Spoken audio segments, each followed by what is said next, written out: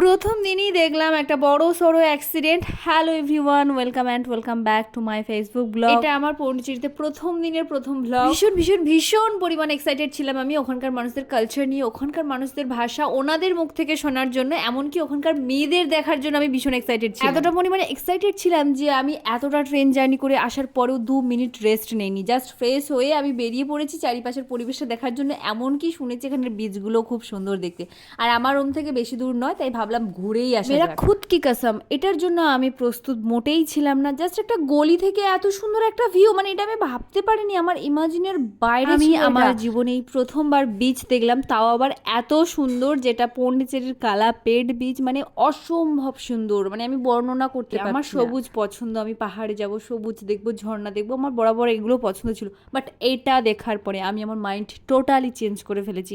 And এটাও ভেবেছি এর পরের বারে আমি এখানেই ঘুরতে আসবো। ক্যামেরায় কতটা কি বন্দি হচ্ছে আমি জানি না, তবে প্রচণ্ড ঢেউ ছিল। আমি তো বারবার ভাবছিলাম কি করে ওই নৌকাগুলো মাছ ধরার ডিঙি টাইপের, কি করে ওরা মাছ ধরে, মানে ডুবছে আবার ভেসে উঠছে। পরে জানতে পারলাম ওটা শোলের তৈরি। আমার তো রীতিমতো ফিরতে ইচ্ছা করছে না, সন্ধ্যা হয়ে গেছে। প্রথম দিন ভয়ও নেই যে একটা অচেনা জায়গায় আমি এসেছি। এখানকার ভাষা যেহেতু আমি জানি না, তাই এমন একটা মার্কেট খুঁজছিলাম যেখানে আমি সবটাই পেয়ে যাবো, চাল ডাল আদা রসুন পেঁয়াজ এভরিথিং।